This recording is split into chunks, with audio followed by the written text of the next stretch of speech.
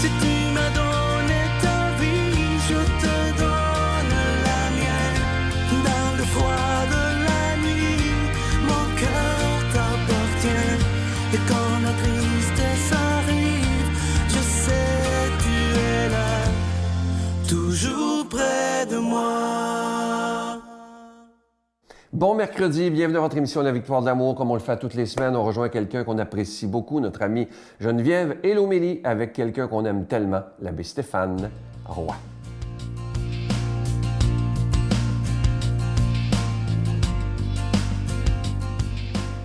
Bon mercredi tout le monde, en plein carême, ça va bien, on y va, on lâche pas, on s'encourage.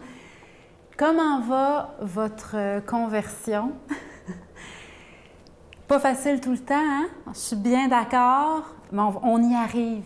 Pâques va arriver, le Seigneur va ressusciter et nous avec lui. Ça vous arrive-tu? Est-ce que ça vous arrive en bon français? Est-ce que ça vous arrive de dire au Seigneur, « Seigneur, t'es où, là? » Tu sais, quand c'est tellement le brouillard en nous et autour de nous aussi, intérieurement, extérieurement, dans les souffrances, dans les difficultés, la famille, le travail. Est-ce que ça vous arrive de crier vers Dieu et de dire, « Seigneur, t'es où? » Moi, ça m'arrive. Et le Seigneur m'a répondu, « Ben, je n'ai pas entendu de voix, je vous rassure. » Mais il m'a comme fait « Regarde vers le haut, mon enfant. » Comme si j'étais un enfant. Puis spirituellement, là, souvent dans la vie, on est tout petit, on n'est pas... Il n'y a personne qui peut s'enorgueillir de dire hey, « Moi, je suis bon en spiritualité » ou « Moi, je suis bonne dans la foi ». Non, il n'y a personne qui peut dire ça. Là, on est tous comme des enfants. Dieu nous dépasse tellement. Dieu est tellement au-delà de... Ses pensées sont au-dessus des nôtres. On est tous comme des enfants devant lui, tous égaux comme des enfants. Et c'est comme s'il m'avait rappelé ça en me disant « Regarde vers le haut, mon enfant. Je suis là. Lève ton regard. Élève ton regard au-dessus de ce brouillard. Je suis là. Tu es juste toute petite, un peu coincée dans ce petit nuage. Relève la tête. Ah, ça m'a fait du bien, je vous partage ça.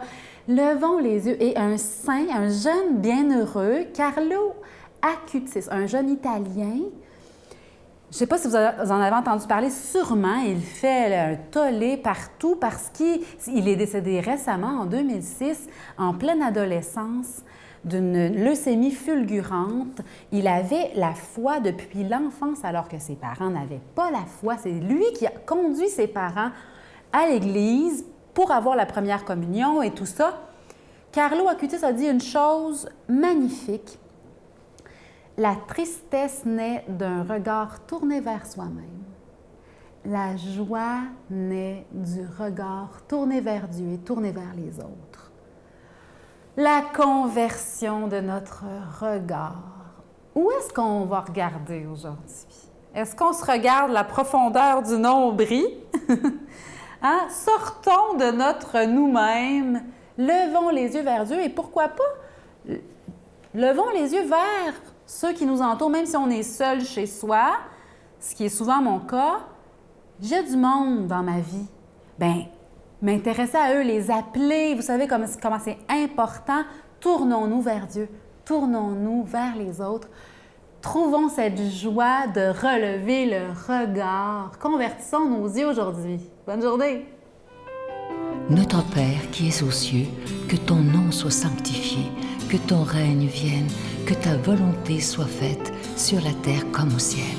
Donne-nous aujourd'hui notre pain de ce jour. Pardonne-nous nos offenses comme nous pardonnons à ceux qui nous ont offensés. Ne nous laisse pas entrer en tentation, mais délivre-nous du mal, car c'est à toi qu'appartient le règne, la puissance et la gloire pour les siècles des siècles. Amen. Mon Père, je m'abandonne à toi. Fais de moi ce qu'il te plaira. Quoi que tu fasses de moi, je te remercie. Je suis prête à tout, j'accepte tout, pourvu que ta volonté se fasse en moi, en toutes les créatures. Je ne désire rien d'autre, mon Dieu. Je remets mon âme entre tes mains. Je te la donne, mon Dieu, avec tout l'amour de mon cœur, parce que je t'aime, et que ce m'est un besoin d'amour de me donner, de me remettre entre tes mains, sans mesure, avec une infinie confiance, car tu es mon Père. Nous sommes toujours en plein carême 2021, en ce mois de mars. Vous savez, ceux qui écoutent depuis longtemps que, exceptionnellement, pendant le mois du carême, il n'y a pas de cadeau du mois avec un don. Le plus beau cadeau qu'on puisse vous donner, c'est d'avoir des émissions 7 jours par semaine depuis plus de 26 ans déjà.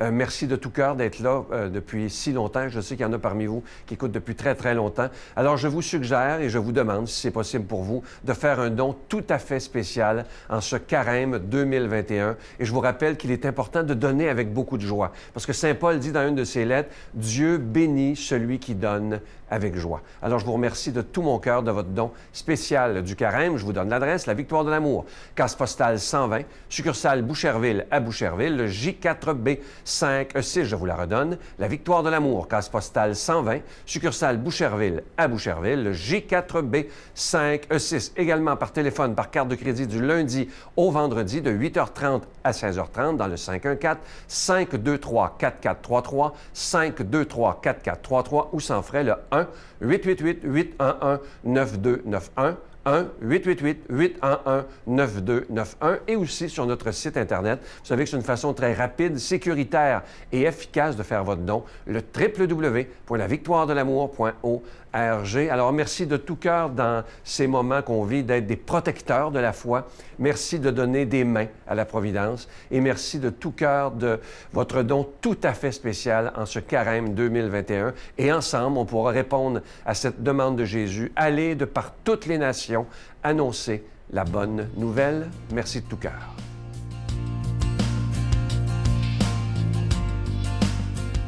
Mon Dieu, donnez-moi la sérénité d'accepter les choses que je ne peux changer, le courage de changer les choses que je peux et la sagesse d'en connaître la différence. Amen.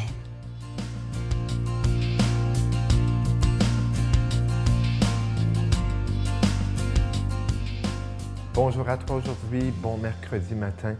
Évangile de Jésus-Christ selon Saint Jean. Jésus disait à ces Juifs qui maintenant croyaient en lui, « Si vous demeurez fidèles à ma parole, vous êtes vraiment mes disciples. Alors vous connaîtrez la vérité, et la vérité vous rendra libre. » Ils lui répliquèrent, « Nous sommes les descendants d'Abraham, et nous n'avons jamais été les esclaves de personne. Comment peux-tu dire, vous deviendrez libres? » Jésus leur répondit, « Amen, amen, je vous le dis. Tout homme qui commet le péché est esclave du péché. L'esclave ne demeure pas toujours dans la maison. Le Fils, lui, y demeure pour toujours. Donc, si c'est le Fils qui vous rend libre, vous serez vraiment libre. Je sais bien que vous êtes les descendants d'Abraham, et pourtant, vous cherchez à me faire mourir parce que ma parole n'a pas de prise sur vous. Je dis ce que moi, j'ai vu auprès de mon Père, et vous, vous faites aussi ce que vous avez entendu chez votre Père. Ils lui répliquèrent, « Notre Père, c'est Abraham. » Jésus leur dit, « Si vous êtes les enfants d'Abraham, vous devriez agir comme Abraham. Et en fait, vous cherchez à me faire mourir, moi qui vous ai dit la vérité que j'ai entendue de Dieu. Abraham n'a pas agi ainsi. Mais vous, vous agissez comme votre père. » Ils lui dirent, « Nous ne sommes pas des enfants illégitimes. Nous n'avons qu'un seul Père, qui est Dieu. » Jésus leur dit, « Si Dieu était votre Père, vous m'aimeriez, car moi, c'est de Dieu que je suis sorti et que je viens. Je ne suis pas venu de moi-même, c'est lui qui m'a envoyé. » On avance vraiment dans notre marche vers Pâques. Où en es-tu dans ton exode, dans ta sortie, dans ta libération?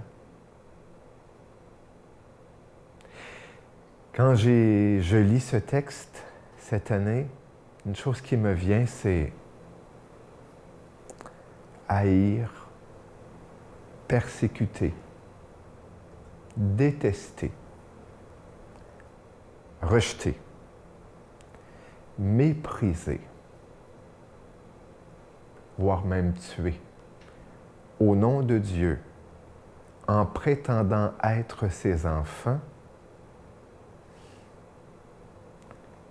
ça ne se peut pas. Ça ne se peut pas.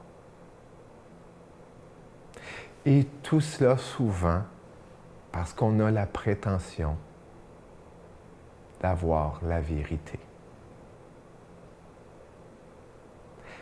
La vérité sur notre manière de penser, la vérité sur notre manière d'agir, ce qui nous permet de juger et donc d'être violent envers les autres. Une violence qui rejette, qui méprise, qui haït, qui déteste, qui persécute. Et si ceux que tu persécutes, ceux que tu n'aimes pas, ceux que tu méprises te disaient ce que Jésus dit à ces Juifs, si vous étiez les enfants de Dieu, les enfants de votre Père, vous m'aimeriez. Parce que c'est cela. Jésus dit cette phrase-là pour qu'on puisse l'entendre de tout être humain. Enlève la sainte face de Jésus et mets la face de celui que tu méprises. Mets le visage, ce visage humain qu'il a voulu prendre, parce que c'est ta chair, c'est notre chair qu'il a pris. Et avec la voix de celui ou celle que tu méprises, laisse-toi t'entendre dire, si tu étais l'enfant du Père que tu prétends être, tu m'aimerais. Ça, c'est la Pâque. Ça, c'est la vie nouvelle. Oh, mérité à grand prix. Il faut mourir. Il va mourir bientôt, mais pour ressusciter. Ressusciter à une vie nouvelle qui est une vie de liberté, où il n'y a plus de mur qui l'enferme, mais où il peut être présent tout partout. Que le Seigneur nous bénisse et nous accorde son amour. Je vous salue Marie, pleine de grâce. Le Seigneur est avec vous. Vous êtes bénie entre toutes les femmes, et Jésus, le fruit de vos entrailles, est béni. Sainte Marie, Mère de Dieu, priez pour nous pauvres pécheurs, maintenant et à l'heure de notre mort. Amen.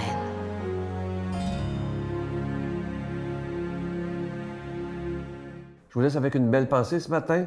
Nous pouvons apprendre de grandes choses de nos erreurs, surtout quand nous ne sommes pas trop occupés à blâmer quelqu'un d'autre pour ces dernières. Et ça, c'est tellement vrai si on acceptait, lorsqu'on fait des erreurs, de dire « Ben oui, j'ai fait une erreur, c'est pas la fin du monde, là. » Mais il y a des gens qui sont incapables d'avouer qu'ils ont fait une erreur.